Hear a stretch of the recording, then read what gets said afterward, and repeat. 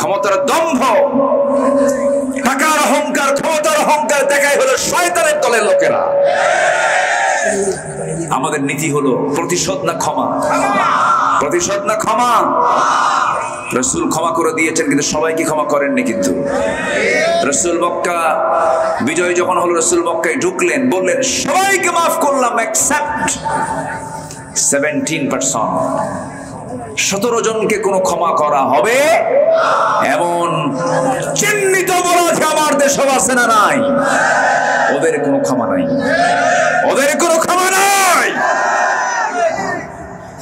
একজন দাড়ি কেটে পালায়, আরেকজন দাড়ি রেখে পালায়।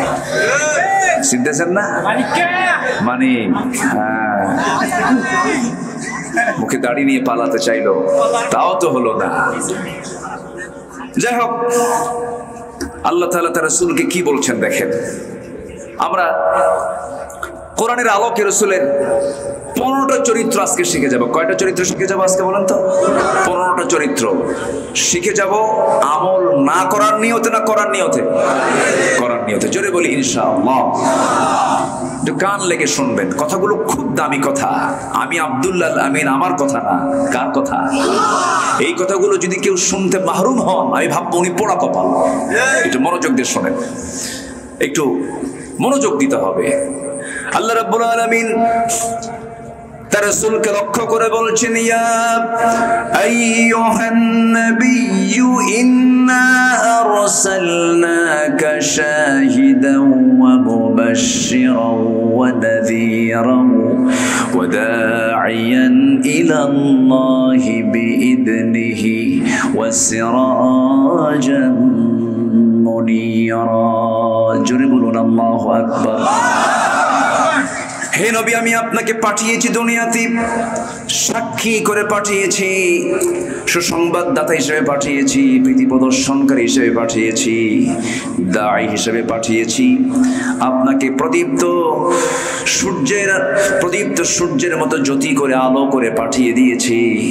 আপনার অনেকগুলো দায়িত্ব আছে, আপনার অনেকগুলো কাজ আছে। আপনি মুমিনদেরকে কালেমার দাওয়াত দিবেন, আপনি বান্দাদেরকে দ্বীনের দাওয়াত দিবেন। এই দিনের দাওয়াত দিতে নিয়ে মানবীয় কিছু চরিত্র দরকার, কিছু গুণ দরকার, যে গুণগুলো আল্লাহ তাআলা রাসূলের মধ্যে 16 আনায় দিয়েছিলেন, 100% দিয়েছিলেন। এই পৃথিবীতে চারিত্রিক সনদ একজন ব্যক্তিকে আল্লাহ নিজে দিয়েছেন, তিনি হচ্ছেন মুহাম্মদ সাল্লাল্লাহু আলাইহি ওয়াসাল্লাম। দুনিয়ার কোন একাডেমি দেয় নাই। আসসালামু আলাইকুম ওয়া রাহমাতুল্লাহি ওয়া বারাকাতুহু।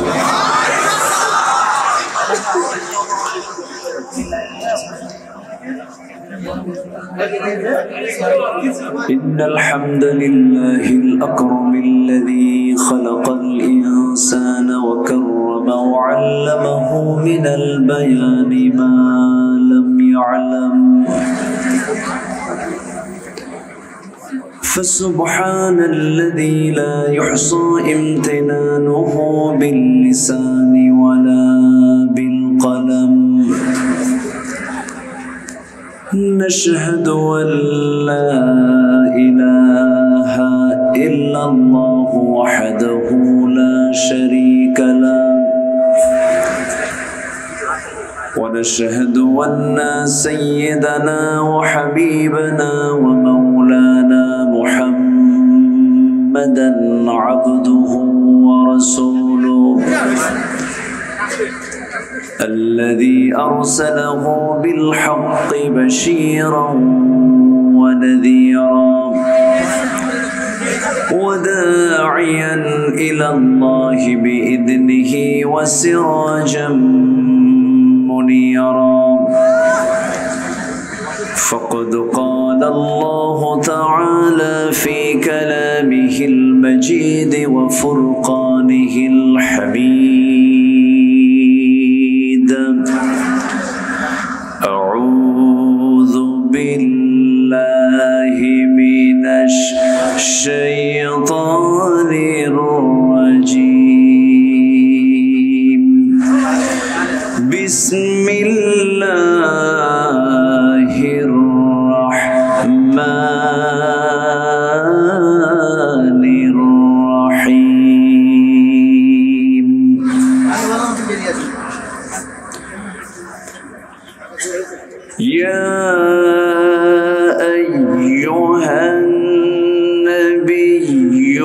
إنا أرسلناك شاهدا ومبشرا ونذيرا.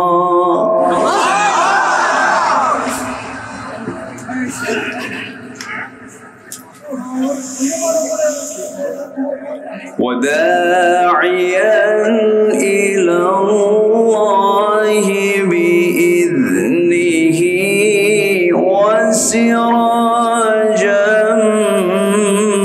منيرا.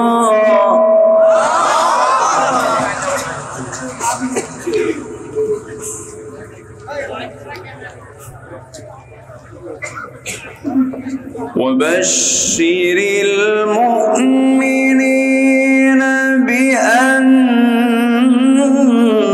لهم من الله فضلا كبيرا.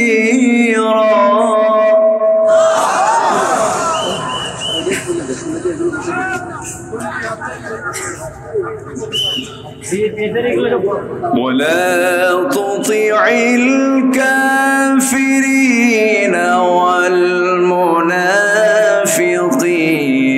ودع أذاهم وتوكل على الله.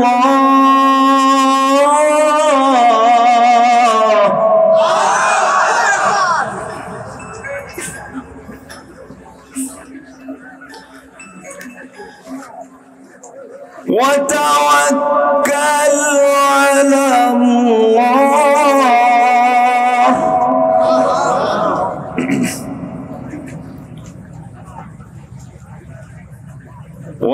وتوكل على الله وكفى بالله وكيلا.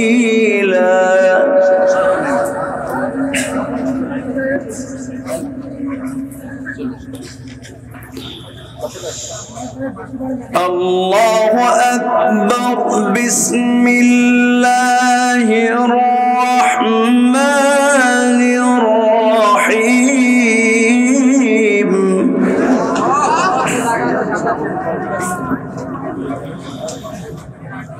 إن الله وملائكته يصلون على النبي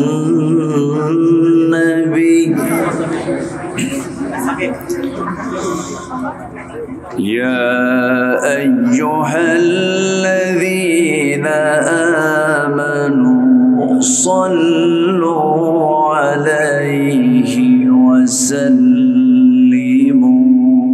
تسليما. اللهم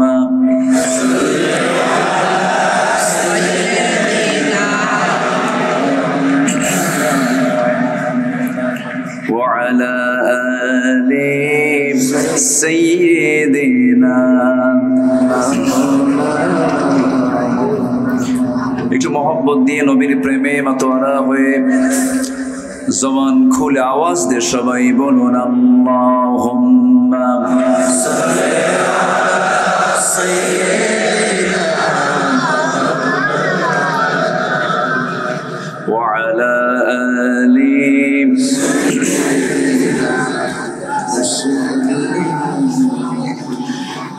আমি কোরআনের সুর মাঝে শুনেছি যে নাম, আজানের সুর মাঝেও শুনেছি সে নাম।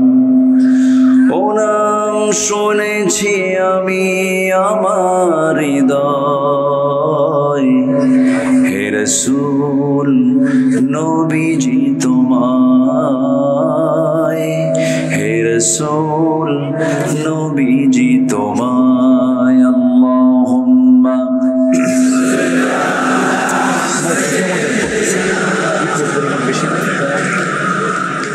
মাউথ পেছন ধরো।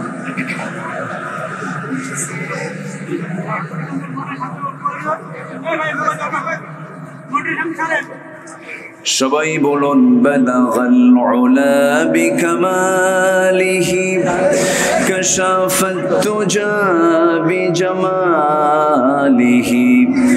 হাসানাত জামিউ খিসালিহি সাল্লু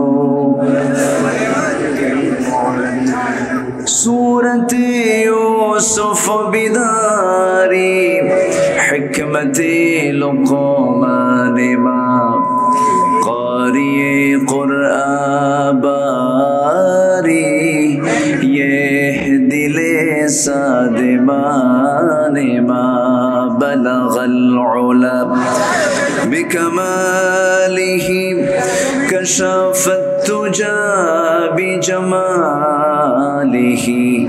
हसनत जमीउ खिसालिही सल्लू।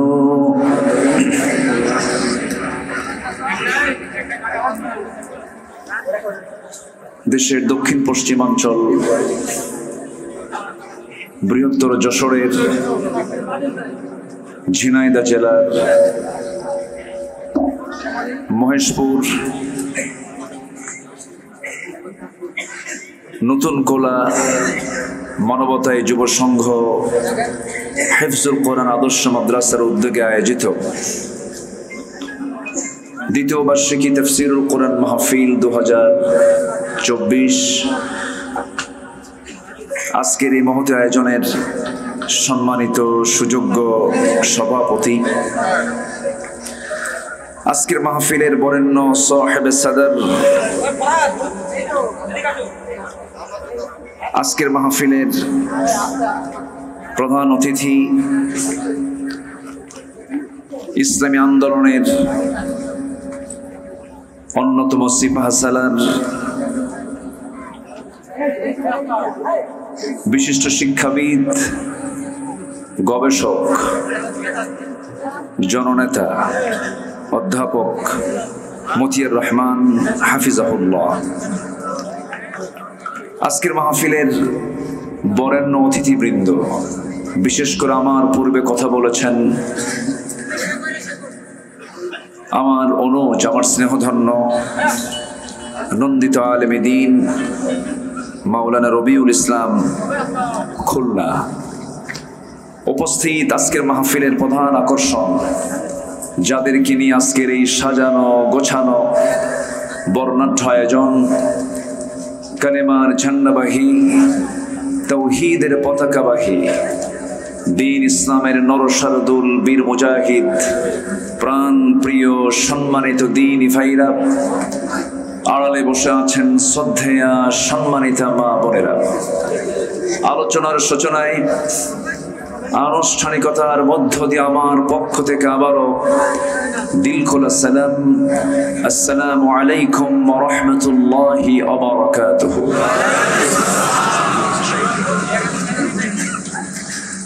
সালামের জবাব একটু দুর্বল মনে হচ্ছে, মনে হয় সবাই ক্লান্ত মনে হচ্ছে। আসসালামু আলাইকুম ওয়া রাহমাতুল্লাহ। সবাই কেমন আছেন? আল্লাহ তাআলা আমাকে আপনার মতোই রেখেছেন, বলছি আলহামদুলিল্লাহ। এখন আর মাহফিল করতে অনুমতি লাগে না। অনুমতি লাগে? যাদের কাছ থেকে আপনি অনুমতি নিতে যাচ্ছিলেন তারাই তো নাই, আছে তারা? নাই তো। আল্লাহ তাআলা কোরআনের জন্য এমন সুন্দর একটি অনুকূল পরিবেশ তৈরি করে দিয়েছেন। এটা কার মেহেরবানি বলেন তো? কার সাহায্য? নাসরুম মিনাল্লাহি ওয়া ফাতহুন করিব। আল্লাহর সাহায্য দূরে না, আল্লাহর সাহায্য খুব নিকটে।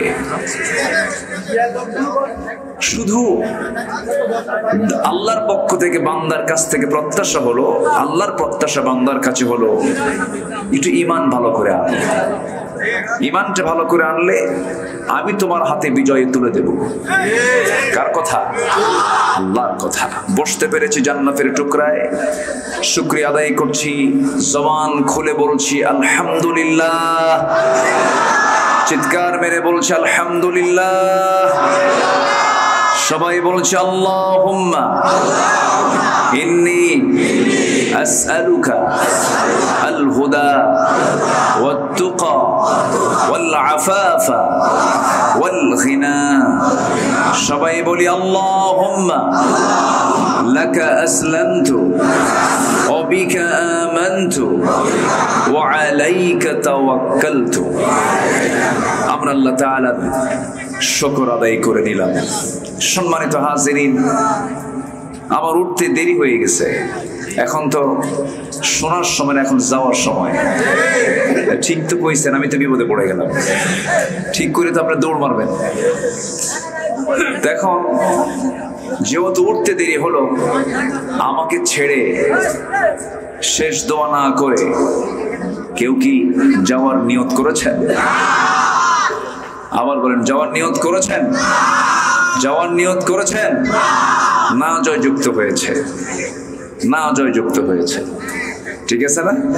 বলি আলহামদুলিল্লাহ। তাহলে আমরা কেউ উঠবো না, আমাদের শেষ কাজ হবে হলো কি দিয়া? বলুন কি দিয়া? মোনাজাত দিয়ে, দোয়া দিয়ে আমরা শেষ ফিনিশিং আজকে আমরা দিতে চাই। ওয়ামা তাওফীকি ইল্লা বিল্লাহ আলাইহি তাওয়াক্কালতু ওয়া ইলাইহি উনীব। আমার আগে আমার স্নেহধন্য রবিউল ইসলাম, গায়ে শক্তিও বেশি, তো গোশতও বেশি, শক্তিও বেশি। আমার গায়ে তো হাড় হাড্ডি ছাড়া কিছু নাই। আমার আওয়াজ একটু কম হবে, সে তো বড় আওয়াজ দিয়ে কথা বলেছে আলহামদুলিল্লাহ। তা আমি কিছু আয়াত তেলাওয়াত করেছি। তাফসীর মাহফিল তো কিছু হক আদায় করা দরকার। শুধু চিল্লা চিল্লি করলেই যে হক আদায় হয় তা কিন্তু না। কোরআনের কিছু নির্যাস, কিছু কথা, কিছু আমল। আমার রাসূল যখন কথা বলতেন, সাহাবাদের চোখ থেকে টপ টপ করে পানি পড়তো। আমার নবীজির বয়ান শুনে সাহাবীদের বুকটা থরথর করে কাঁপতে থাকতো। নিঃসন্দেহে সেই সমস্ত কথাগুলো কিন্তু বড় আওয়াজের ছিল না, খুব মিষ্টি আওয়াজের কথাগুলো ছিল। তো এখানে যারা বসে আছেন, আমরা মূলত শুনতে এসেছি, নিতে এসেছি কিসের খোরাক? বলেন কিসের খোরাক নিতে এসেছি? কোরআনের খোরাক আমরা নিতে এসেছি। একটু ধৈর্য নিতে হবে। আগে ধৈর্য নিয়ে, ধৈর্যের মানসিকতা নিয়ে আমাদের বসতে হবে। একটু কান লাগান, মনোযোগ দিয়ে আমরা কথাগুলো শুনি। শোনেন, আলেমরা তো পালায় না। আলেমরা পালায়? সারা জীবন আমাদেরকে গালমন্দ করলো ওরা, কত গালিগালাজ দিল, কিন্তু আলেমরা কিন্তু পালায়নি, পালাতে পারে না। আলেমরা দেশকে ভালোবাসে, দেশের মানুষকে ভালোবাসে, দেশের স্বাধীনতাকে বিশ্বাস করে, সার্বভৌমত্বকে টিকে রাখতে চায়, এদেশের মানুষকে প্রাণ দিয়ে ভালোবাসে।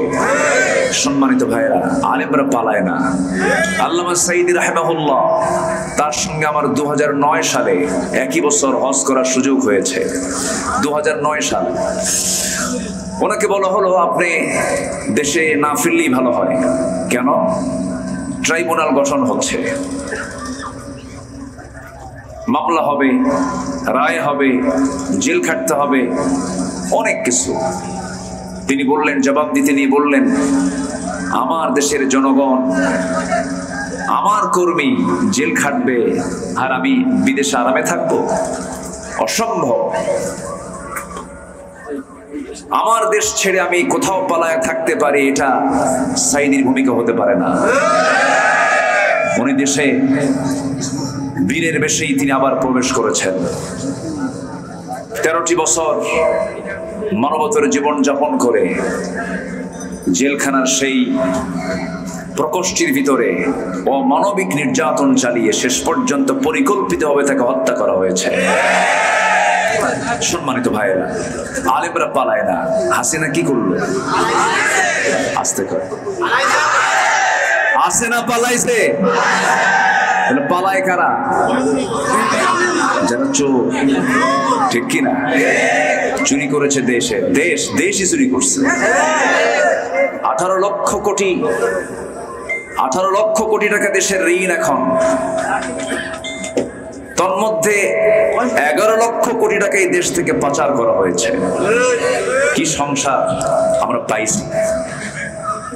এমন সংসার যে সংসারের ঋণ হলো 18 লক্ষ কোটি টাকা, আর তার থেকে তারাই চুরি করে দেশ থেকে পাচার করেছে 11 লক্ষ কোটি টাকা। এটাই হচ্ছে দেশের ভালোবাসা।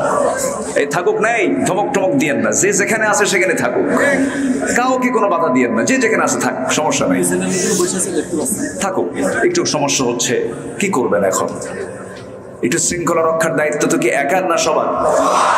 একজন কি সবাই কি পারবে? সবাই সবার জায়গা থেকে স্বেচ্ছাসেবক। আমরা কেউ কারো কষ্ট হোক চুল পরিমাণ আমরা এটা মাথায় আনবো না। জি, জোরে বলি ইনশাআল্লাহ। সম্মানিত ভাইয়েরা, তাহলে এটা প্রমাণ হয়েছে যে আলেম ওলামা, কোরআন প্রেমিক, এরাই প্রকৃত দেশপ্রেমিক, এরা দেশ থেকে পালায় না। বলি আলহামদুলিল্লাহ। কথা বহু আছে, আস্তে আস্তে করে বলবো। পালানোর জন্য মুখের দাড়িটা পর্যন্ত কাটে, ঠিক কিনা? তাও দেশের কয় নাম্বার ধনী? বলেন কয় নাম্বার? কাইটা সফান সফা। মাথার চুল ছিল সাদা, ওটা বানাইছে কালো, বুঝেন না? তাহলে ধর্মের ব্যবসা আলেমরা করে না ওরা করে? এতদিন দাড়ি ছিল কি ওটা রাসূলের সুন্নাত দাড়ি না ধোঁকাবাজির দাড়ি? বুঝতে হবে। সব মুখোশ উন্মোচন হচ্ছে আস্তে আস্তে। যুব সমাজের রক্ত ঝরেছে বাংলার জমিনে, এই রক্ত বৃথা যাবে না তো? বলি ইনশাআল্লাহ। জোরে বলি ইনশাআল্লাহ। আল্লাহ আছেন না নাই? ছিলেন, আছেন, থাকবেন। চোররা থাকবে না, ডাকাত থাকবে না, কেউ টিকবে না, জালিম টিকে নাই, এরাও টিকবে না। সম্মানিত ভাইয়েরা, অনেক কথা আছে। আমি যেখান থেকে তেলাওয়াত করেছি সেই তেলাওয়াতের মূল সেই তেলাওয়াতকৃত আয়াতের দিকে আস্তে আস্তে চলে যাচ্ছি। রাসূলকে লক্ষ্য করে আল্লাহ তাআলা কিছু কথা বলছেন। রাসূলের সঙ্গে কথোপকথন হচ্ছে কার? কোরআন নাজিল করেছেন কে? কার উপরে? কার উপরে? কত সুন্দর কথা। কোরআন নাজিল করলেন আল্লাহ যার উপরে, এই দুজনের কনভারসেশন হচ্ছে, কথোপকথন হচ্ছে। এই কথোপকথনগুলো আমরা একটু শুনি, একটু মনোযোগ দিতে হবে, একটু প্রাণ আনতে হবে, ধৈর্য আনতে হবে। যদি নাও বুঝি বসে থাকলেও সব পাওয়া যাবে। বলি আলহামদুলিল্লাহ। এটা এমন জায়গা যে জায়গায় বসলে গুনাহ মাফ হয়, আমল নামায় সব প্লাস হয়ে যায়। জোরে বলি সুবহানাল্লাহ। এটা কিসের বদৌলতে? কিসের বদৌলতে? কোরআন নাজিল হয়েছে কোন মাসে? বলেন কোন মাসে? কোন রাতে? কোন রাতে? কে নাজিল করেছেন? কত বছরে? বলেন কত বছরে? 23 বছরে। কার উপরে? মুহাম্মদ সাল্লাল্লাহু। কয় জায়গায় নাজিল হয়েছে? বলেন 2 জায়গায়। বলেন কয় জায়গায়? একটা মক্কা, আর এটা কোথায়? মদিনা। আমি যে প্রশ্নগুলো করছি মনে হয় রাগ করতেছেন, এটা জানার দরকার আছে না নাই? 2 জায়গায় নাজিল হয়েছে। আল্লাহ রাব্বুল আলামিন এই পৃথিবীতে বান্দার জন্য যা কিছু দিয়েছেন, এই বিশাল বিস্তৃত জমিন, বিশাল এই সুপ্রশস্ত জমিন, বিস্তৃত আকাশ, যা আমাদের চোখে কুলায় না, চোখ দিয়ে সবকিছু দেখতে পাই না আমরা। সমুদ্র জগতের অথই জলরাশি, যা আমরা সব চোখ দিয়ে দেখতে পাই না, কত মাখলুকাত তিনি সৃষ্টি করেছেন। এই পৃথিবীতে যত আশ্চর্যজনক সৃষ্টি আল্লাহর আছে, এর মধ্যে সবচেয়ে আশ্চর্যজনক আল্লাহর পক্ষ থেকে বান্দার জন্য হলো এই কোরআনে কারীম। জোরে বলি সুবহানাল্লাহ। কোরআন কোনো মাখলুক নয়। কোরআন ছাড়া পৃথিবীতে চোখে যা পড়ে সব মাখলুক। আকাশ মখলুক, জমিন মখলুক, সূর্য মখলুক, সাত সমুদ্রের যত প্রাণীকুল আছে সব মাখলুক, সমস্ত কিছু আল্লাহর সৃষ্টি। সৃষ্টি যারা ধ্বংস আছে তার, কিন্তু কোরআন তো কোনো সৃষ্টি নয়, কোরআন হলো গায়রে মাখলুক। কারণ কোরআন সরাসরি একমাত্র কার কথা? আল্লাহর কথা। আল্লাহ রাব্বুল আলামিন এমন কোন বিষয় নাই, এমন কোন সাবজেক্ট নাই যে সাবজেক্ট নিয়ে আল্লাহ এখানে আলোচনা বাদ দিয়েছেন, সব কিছু বলে দিয়েছেন। আল্লাহ রাব্বুল আলামিন বান্দার জীবনের জন্য যা কিছু প্রয়োজন সব আয়োজনের মধ্যে করে দিয়েছেন। তিবিয়ানাল লিকুল্লি শাই, সব কিছু জানিয়ে দিয়েছেন।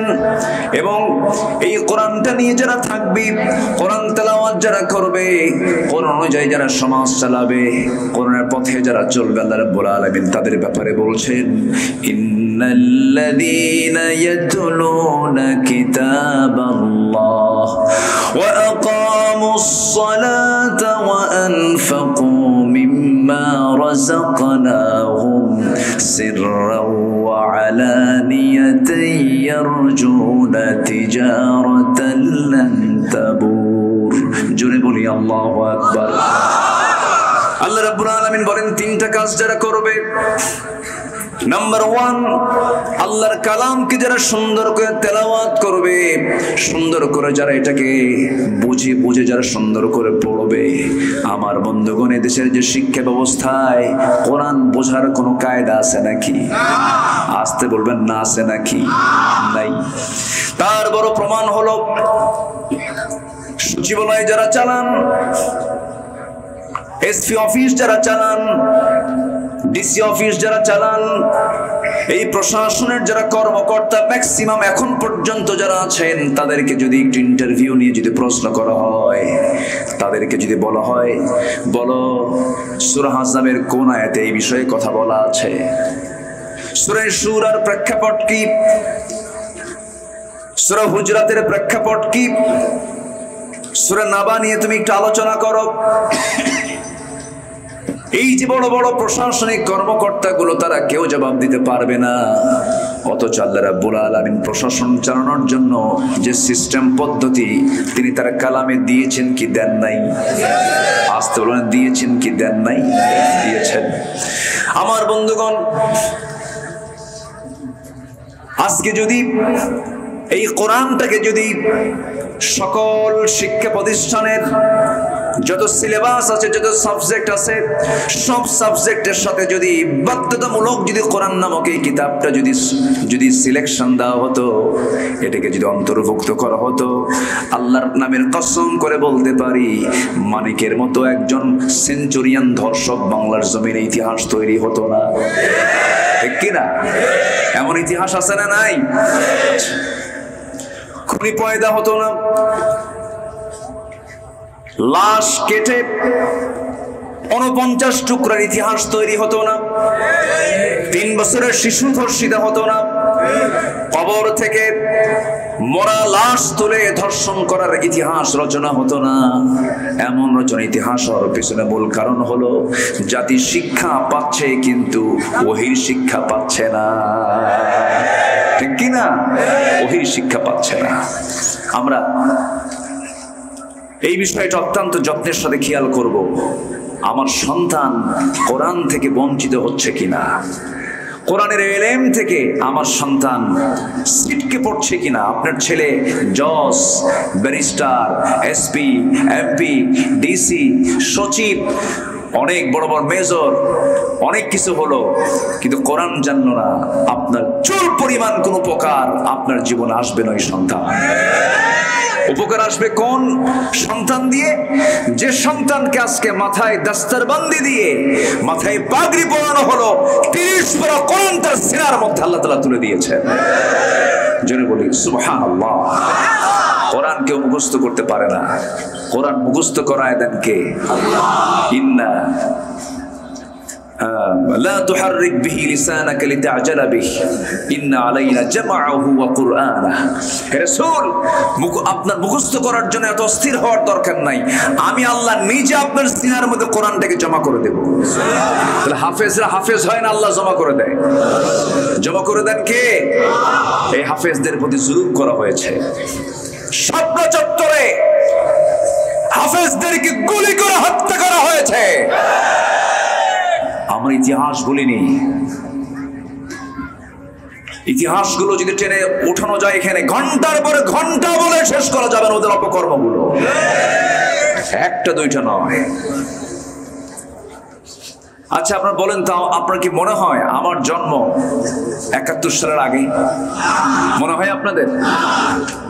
2013 সালে রাজশাহীর বাগমারা মাহফিল, আমার রাজশাহীর বাগমারা, আমি মাহফিলের কাছাকাছি গেলাম। সেখানকার স্থানীয় ভারপ্রাপ্ত ওসি আমাকে ফোন দিয়ে বলছেন, হুজুর আপনার এই মাহফিল আজকে আসা যাবে না। কেন? আপনি রাজাকার। আমি কি? আচ্ছা রাজাকার হতে হলে ৭১-এর পরের লোক হতে হবে না আগের লোক হতে হবে? তাও হতে হবে 15 বছরের নিচে না উপরে, ঠিক আছে না? তাই বললাম ভাইজান আপনি যে আমাকে রাজাকার বললেন, আপনি কি আমাকে দেখেছেন? না দেখি নাই, শুনছি। এদের সাক্ষী তো দেখে না, এদের সাক্ষী কি করে? শোনে। সাক্ষীর জন্য কি শোনা দরকার না দেখা দরকার? দেখা দরকার। তো বললাম যে আপনি যে আমাকে যেই তোকমাটা লাগানোর চেষ্টা করছেন, যে অভিযোগ দেওয়ার অপচেষ্টা করছেন, আপনি কি জানেন 1971 সালে আমার মারই বিয়ে হয় নাই। আমার মারই বিয়ে হয়নি।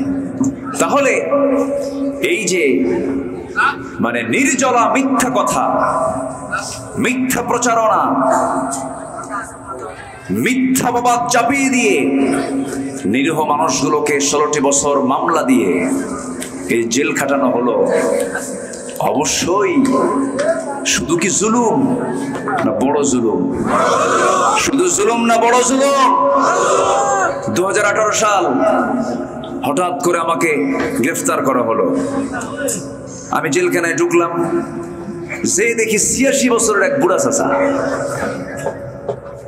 বললাম চাচা আপনি খুব হাসি খুশি? কে বাবা জেলখানা দেখি নাই কোনোদিন, এই চান্সে দেখতে আসছে। খুব খুশি, কারণ সে তো চুরি করে নাই, সে তো ডাকাতিও করে নাই, তারা দিছে হলো বিস্ফোরক মামলা। তো বললাম চাচা আপনি কি জানেন আপনার মামলাটা কি? বিস্ফোরক। বাবা এটা কি খায় না কি করে? তাহলে বিস্ফোরক এটা কি? বুড়ো চাচা জানেও না সেটা, অথচ উনি হলেন সেই মামলার আসামি। সম্মানিত ভাইয়েরা, এই নাটকগুলো আমরা দেখেছি 16 বছর, কিন্তু এই দেশের যুবকরা একটা বিস্ফোরণ ঘটিয়ে তার মোকাবেলা করেছে। বলি আল্লাহু আকবার। এই বিজয় আল্লাহ দিয়েছেন। 5 আগস্ট আমি নিজে, আমার চোখ সাক্ষী, আমি নিজে দেখেছি যুবকরা পিছপা হয়নি। কারণ যুবকরা ভেবেছিল পিছপা হলে আমরা আর টিকতে পারবো না। এই সাহস কে দিয়েছিলেন? কে দিয়েছিলেন? স্বরাষ্ট্রমন্ত্রীর সামনে এক পুলিশ কয় স্যার গুলি করি একটা, খালি একটাই পড়ে, আর কেউ নড়ে না, সব সামনের দিকে এগিয়ে আসে। আল্লাহু আকবার বলেন। আল্লাহ রাব্বুল আলামিন নিজেই বলেছেন ইল্লা তানফিরু ইউআযিবকুম আযাবান আলীমান ওয়া ইস্তাবদিল কওমান গায়রাকুম ওয়া লা তাদুররুহু শাইআ। যদি পালাও তোমাদের উপর এমন একটা জালিম শক্তি চাপিয়ে দেব তোমরা তার কিছুই করতে পারবে না। যুবকরা পালায় নাই, যুবকরা পিছপা হয় নাই। মুগ্ধ বলেছে পানি লাগবে নাকি পানি? সাইদ বলেছে কয়টা গুলি করবি চালা, তবু আমরা জালিম মুক্ত দেশ গড়তে চাই। আমার বন্ধুগণ, এটাই তো ইসলামের চেতনা, এটাই তো তাওহীদবাদীদের চেতনা। কোন বাম রাম এমন চেতনা আনতে পারে না। ওই বান্দার মধ্যে যতক্ষণ ইমানি চেতনা লালন না হবে ততক্ষণ পর্যন্ত এমন জাতীয় কথা তার মুখ থেকে বের হতে পারে না। আমার ভাইরা, এটাকে টিকে রাখার জন্য একটা আদর্শিক সংগ্রামের দিকে এগিয়ে যেতে হবে। সেটা হলো নবীজির আদর্শকে সমাজে বাস্তবায়ন করতে হবে, নবীজির আদর্শকে লালন করতে হবে। নবীজির জন্মের মাস নবীজির মৃত্যুবরণের মাস। রাসূলের সিরাতকে নিয়ে আমরা চর্চা করব, জানবো। শুধু জানলেই হবে না, সিরাতটাকে নিজের জীবনে বাস্তবায়ন করব। আল্লাহ রাব্বুল আলামিন তার রাসূলকে লক্ষ্য করে সরাসরি কথা বলছেন, কথোপকথন হচ্ছে। আল্লাহ তাআলা বলছেন কি সূরাতুল আহজাব, সূরাতুল আহজাব। আহজাব মানে হলো দল সমূহ, পার্টিজ, দল সমূহ, দল সমূহ, একটা না অনেক দল। খন্দকের যুদ্ধকে আহজাবের যুদ্ধ বলা হয়। অনেক লম্বা প্রেক্ষাপট, মাহফিল 4-5 দিন নিয়ত করতেছি, রবিউল সাজাবো ইনশাআল্লাহ। মাহফিল এক জায়গায় 5 দিন করে হবে একটা জেলায়, কেমন হয়? ভালো হয় না? তাহলে তাফসীরের হকটা আদায় হয়, একটা আয়াতের হক আদায় হয়, সময় নিয়ে কথা বলা যায়। এই জন্য আল্লামা সাঈদী তো আল্লামা সাঈদী, তিনি সকল কিছুরই তিনি একজন মডেল, বলি আলহামদুলিল্লাহ। তিনি মাহফিলে উঠতেন 10টায় না 7টায়? বলেন 7টায়। তিনি শেষ করতেন 9টায়। নামাজও হতো, ওয়াজও হতো। আর এখন আমি উঠছি 11টায়। ফজর নামাজটা হলো ঝুঁকিপূর্ণ, ডেঞ্জারাস টাইম। এত লং টাইমে ওয়াজ শেষে আপনি কেন, আমিও যদি বাড়িতে ফিরতে নেই, মানুষের তো ঘুমের একটা ডিমান্ড, তার দৈহিক চাহিদা আছে না নাই বলেন তো? আচ্ছা, হুঁশ থাকে না? ঘুম আসলে কি হুঁশ থাকে নাকি? ঘুম আসলে হুঁশ থাকে? হুঁশ থাকে না। এই জন্য সবকিছু কি সময়ে টাইম সিলেকশনের মধ্য দিয়ে করা উচিত। আমরা মাহফিলের এই টাইম সিলেকশন নিয়ে আমরা জাতীয়ভাবে বসেছি। দেখা যাক এই ব্যাপারে আমরা চিন্তা ভাবনা করবো ইনশাআল্লাহ। বলেন ইনশাআল্লাহ। কারণ অসময়ে কথা বলে কোনো লাভ হয় না। এই সময়টা কিন্তু ঘুমের সময়, ক্লান্তি চলে আসছে, অনেকে ঘুম ঘুম ভাব আসছে, আর মনে মনে ভাবতেছে হুজুর শেষ করবে কখন, বাড়ি যাবো কখন, এরকম চিন্তা আসছে। কোনো সমস্যা নাই তো, আজকে আসি তো ইনশাআল্লাহ? সবাই সময় দিচ্ছেন তো? জোরে বলি ইনশাআল্লাহ, বলি আলহামদুলিল্লাহ। মহেশপুর বহু আগে এসেছে 2012 সালে, এর পরে আর আসতে পারিনি, মাহফিল অনুমতি দেয় না। সম্মানিত ভাইয়েরা, সেদিন এক ডিএসি আমার ফোন দিয়ে হুজুর আমার একটু দেখেন, আমার ফোন দিয়ে কয়। আমি বললাম আপনি ডিএসি মানুষ, আপনার আমি কি দেখবো? আপনি তো পাওয়ার, না হুজুর আমরা পাওয়ারলেস। সম্মানিত ভাইয়েরা, আমরা ক্ষমতার দম্ভ দেখাই না। ক্ষমতার দম্ভ, টাকার অহংকার, ক্ষমতার অহংকার দেখাই হলো শয়তানের দলের লোকেরা। আমাদের নীতি হলো প্রতিশোধ না ক্ষমা, প্রতিশোধ না ক্ষমা। রাসূল ক্ষমা করে দিয়েছেন, কিন্তু সবাইকে ক্ষমা করেননি। কিন্তু রাসূল মক্কা বিজয় যখন হলো, রাসূল মক্কায় ঢুকলেন, বললেন সবাইকে মাফ করলাম এক্সেপ্ট 17%। 17 জনকে কোনো ক্ষমা করা হবে এমন চিহ্নিত বলছে আমার দেশে আছে না নাই? ওদের কোনো ক্ষমা নাই, ওদের কোনো ক্ষমা নাই। একজন দাড়ি কেটে পালায়, আরেকজন দাড়ি রেখে পালায়। চিনতেছেন না? মানে মুখে দাড়ি নিয়ে পালাতে চাইলো, তাও তো হলো না। যাই হোক, আল্লাহ তাআলা তার রাসূলকে কি বলছেন দেখেন। আমরা কোরআনের আলোকে রাসূলের 15টা চরিত্র আজকে শিখে যাব। কয়টা চরিত্র শিখে যাব আজকে বলেন তো? 15টা চরিত্র শিখে যাব। আমল না করার নিয়তে না করার নিয়তে? করার নিয়তে। জোরে বলি ইনশাআল্লাহ। একটু কান লেগে শুনবেন, কথাগুলো খুব দামি কথা। আমি আব্দুল্লাহ আমিন, আমার কথা না। কার কথা?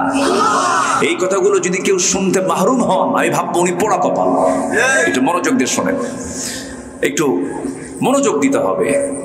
আল্লাহ রাব্বুল আলামিন তার রাসূলকে লক্ষ্য করে বলছেন, ইয়া আইয়ুহান নাবিয়্যু ইন্না আরসালনাকা শাহিদান ওয়া মুবাশশিরান ওয়া নাযীরান ওয়া দা'iয়ান ইলা আল্লাহি বিইذনিহি ওয়া সিরাজান মুনীরা। জোরে বলুন আল্লাহু আকবার। হে নবী, আমি আপনাকে পাঠিয়েছি দুনিয়াতে সাক্ষী করে পাঠিয়েছি, সুসংবাদদাতা হিসেবে পাঠিয়েছি, প্রীতি প্রদর্শনকারী হিসেবে পাঠিয়েছি, দাঈ হিসেবে পাঠিয়েছি। আপনাকে প্রদীপ্ত সূর্যের মতো জ্যোতি করে আলো করে পাঠিয়ে দিয়েছি। আপনার অনেকগুলো দায়িত্ব আছে, আপনার অনেকগুলো কাজ আছে। আপনি মুমিনদেরকে কালেমার দাওয়াত দিবেন, আপনি বান্দাদেরকে দ্বীনের দাওয়াত দিবেন। এই দিনের দাওয়াত দিতে নিয়ে মানবীয় কিছু চরিত্র দরকার, কিছু গুণ দরকার, যে গুণগুলো আল্লাহ তাআলা রাসূলের মধ্যে 16 আনায় দিয়েছিলেন, 100% দিয়েছিলেন। এই পৃথিবীতে চারিত্রিক সনদ একজন ব্যক্তিকে আল্লাহ নিজে দিয়েছেন, তিনি হচ্ছেন মুহাম্মদ সাল্লাল্লাহু আলাইহি ওয়াসাল্লাম। দুনিয়ার কোন একাডেমি দেয় নাই, দুনিয়ার কোন ইনস্টিটিউট দেয় নাই, আল্লাহ নিজের রাসূলকে চারিত্রিক সনদ দিয়ে, ক্যারেক্টার সার্টিফিকেট জানিয়ে দিয়ে বলছেন, হে রাসূল, আপনাকে পাগল বলছে, আপনাকে উম্মাদ বলছে, আপনাকে লেস কাটা বলছে, আপনাকে গণক বলছে, আপনি ওই সমস্ত কথার পাত্তাই দিবেন না। আমি আল্লাহ আপনাকে জানায়া দিচ্ছি, নুন ওয়াল কলামি ওয়া মা ইয়াসতুরুন মা আনতা বিনি'মাতি রাব্বিকা বিমাজনুন ওয়া ইন্না লাকা লাআজরান গায়রা ممنون وإنك لعلى خلق عظيم জোরে বলুন আল্লাহু আকবার। আপনাকে যে যা বলে বলুক, চুল পরিমাণ মনক্ষুণ্ণ হবেন না। আমি আপনাকে চারিত্রিক সনদ দিয়ে দিলাম, আপনি সীমাহীন চরিত্রের আধার। যেরকম সুবহানাল্লাহ, যে চরিত্রে কোনো সীমা নাই, সীমাহীন চরিত্রে আপনি আধার। আমি আপনাকে গোটা মানব জাতির জন্য উসওয়ায়ে হাসানা করেছি। লাকাদ কানা লাকুম ফি রাসূলিল্লাহি উসওয়াতুন হাসানাহ লিমান কানা ইয়ারজুল্লাহা ওয়াল ইয়াওমাল আখির ওয়া যাকারাল্লাহা কাসীরা। জোরে বলুন আল্লাহু আকবার। সূরাতুল আহজাব আয়াত নাম্বার 21, আল্লাহ রাব্বুল আলামিন বান্দার জন্য উসওয়ায়ে হাসানা, উত্তম আদর্শের বাস্তব নমুনা কাউকে বানান না, একজন ব্যক্তিকে সিলেকশন দিয়েছেন, তিনি হচ্ছেন মুহাম্মদ সাল্লাল্লাহু আলাইহি ওয়াসাল্লাম। আমার নবীর জীবনে একমাত্র এটা রেকর্ড, যেই ব্যক্তির জীবনে মুখ থেকে অযাচিত একটা মিথ্যা কথা কখনো বের হয় নাই, কৌতুক করেও মিথ্যা বলেন নাই, যেই লোকটা পৃথিবীতে একজন, তিনি হচ্ছেন মুহাম্মদ সাল্লাল্লাহু আলাইহি ওয়াসাল্লাম। এক নম্বর গুণ হলো তিনি ছিলেন সত্যবাদী। কি ছিলেন? সত্যবাদী, যার আরবি হলো as-সাদিক আল-আমিন। আমার নবীর অপর নাম কি ছিল? আল-আমিন। তাকে আল-আমিন বলে ডাকতো সবাই। কাফেররাও তার এই প্রশংসা করেছে। নবীজি হিজরতের রাতে লুকোচুরি করে ঘর থেকে যখন বের হলেন, নবীজি তার বিছানায় একজনকে রেখে আসছিলেন। সেই রেখে যাওয়া লোকটির নাম কি বলেন? কি সুন্দর জানে, তাই না? তাহলে রস করে লাভ কি? বলবো সিরাতের মাস তো একটু বলা দরকার। এক একজন এক একটা ভাষায় বলে, তো এই জন্য সবার কথা শুনতে ভালো লাগে। যারা আমি মনে করি যারা কথা বলে, যেরকম এই কুষ্টিয়া, চুয়াডাঙ্গা, মেহেরপুর, যশোর এই এলাকার একজন স্বনামধন্য, আমার স্নেহধন্য, আমার অনুজ আমির হামজা, আলহামদুলিল্লাহ বলেন, এমন সুন্দর করে কথা বলে, এই এলাকার লোকাল ভাষায় কথা বলে, বুঝেছে? এটা টান মেরে কথা বলে, খুব ভালো লাগে। কি সুন্দর তার বচন ভঙ্গি, কি সুন্দর তার হাস্যরস দিয়ে, সুন্দর মেসাল দিয়ে কথাগুলো বলেন। এক একটা ফুলের এক একটা ঘ্রাণ কে দিয়েছেন? আসতে বলবেন না, কে দিয়েছেন? আল্লাহ তুমি আমির হামজার জেহেন জওয়ানকে তুমি আল্লাহ ইসলামের জন্য কবুল করো। জোরে বলি আল্লাহুম্মা আমিন। আমার একদিন বলে, ভাই আপনার ওয়াজের তো খুব ভক্ত কে? আমার বউ। আপনার বউ আমার ভক্ত, এটা কেমন কথা? কেনা বলে যে আপনার ভাষা, আপনার বাচন ভঙ্গি, আপনার ভাষার শব্দগুলো অত্যন্ত স্পষ্ট সুন্দর, আমার তো এত সুন্দর হয় না। তা আমি বললাম, আপনার সৌন্দর্য আলাদা, তবে হ্যাঁ আমির হামজার কথার সৌন্দর্য হচ্ছে তার মাতৃভাষা, জন্মস্থানের ভাষা দিয়ে, এটাই তার সৌন্দর্য বৃদ্ধি করে দিয়েছে। বলি আলহামদুলিল্লাহ। এক একটা ফুলের এক একটা ঘ্রাণ। আমার নবীজি হিজরতের রাতে লুকোচুরি করে বের হচ্ছেন। একজন বিশ্বনবী আড়াল হয়ে বের হচ্ছেন। কেন? তিনি কি চুরি করছিলেন, ডাকাতি করছিলেন, কারো ঘরে আগুন লাগাইছিলেন? বের হলেন একাকী, তাও লুকোচুরি করে।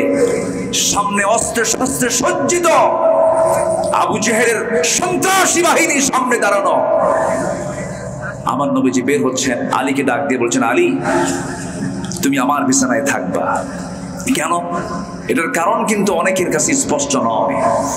কারণটা কি? কেন তারা বিছানায় আলীকে রাসূল রেখে যাচ্ছেন?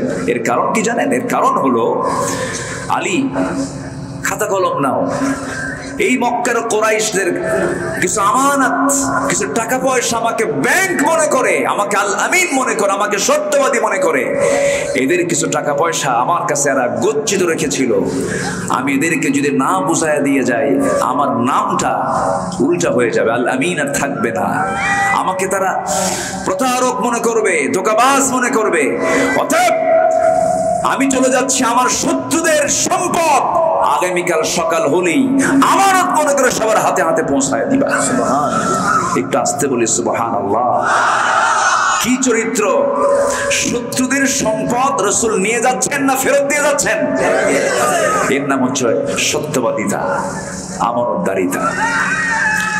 আমার ভাইয়েরা, কারণ আল্লাহ রাব্বুল আলামিন বলেছেন, ইয়া আইয়ুহাল্লাযীনা আমানুত্তাকুল্লাহা ওয়া কুলু কাওলান সাদীদা ইউসলিহ লাকুম আ'মালাকুম ওয়া ইয়াগফির লাকুম যুনুবাকুম ওয়া মান ইউতি'ইল্লাহা ওয়া রাসূলাহু ফাকাদ ফাযা ফাওজান আযীমা।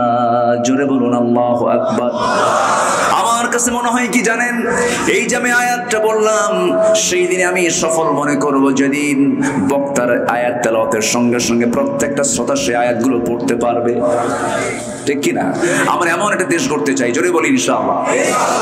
প্রত্যেকটা শ্রোতা বক্তার তেলাওয়াতের সঙ্গে সঙ্গে, স্পিকারের তেলাওয়াতের সঙ্গে সঙ্গে সব শ্রোতাগুলোর সাথে সাথে তেলাওয়াত করতে পারবে। এটার কিছু চিত্র আমি নোয়াখালীতে পাই, লক্ষ্মীপুরে পাই, কারণ সেখানে ঘরে ঘরে আলেম ওলামা হাফেজ কোরআন।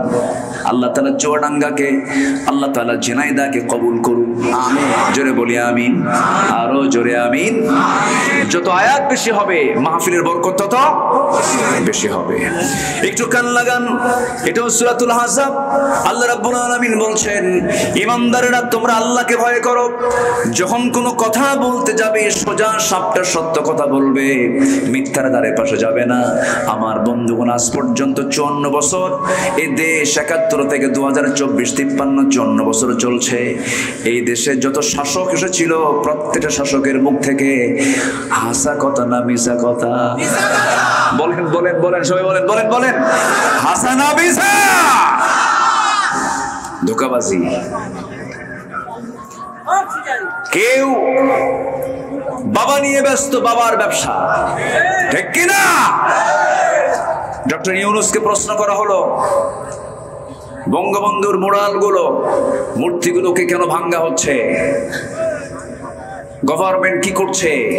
ডক্টর ইউনূস বললেন, এই প্রশ্ন আমাকে না করে তার মেয়ে কি প্রশ্ন করেন, ঠিক কিনা?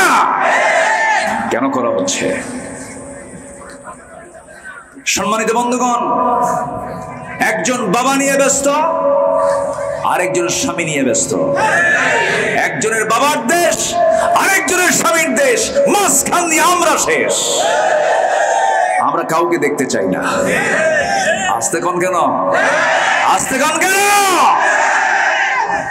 একজন খ্যাকশিয়াল আর একজন পাতিশিয়াল, কোনো তফাৎ নাই। মুদ্রার এই পিঠ আর ও পিঠ। কোরআন আছে যেখানে, আমরা আছি। মৌলবাদী বলে আর গালি দিবে কে? কি কথা বলছেন না? আর কি গালি দেওয়ার সুযোগ আছে? রাজাকার শব্দটা তারা ব্যান্ড করেছিল, সেই রাজাকার ব্যান্ডেড শব্দটা হয়ে গেছে ব্র্যান্ড, ঠিক কিনা? ব্যান্ড কি হয়েছে? ব্র্যান্ড হয়ে গেছে।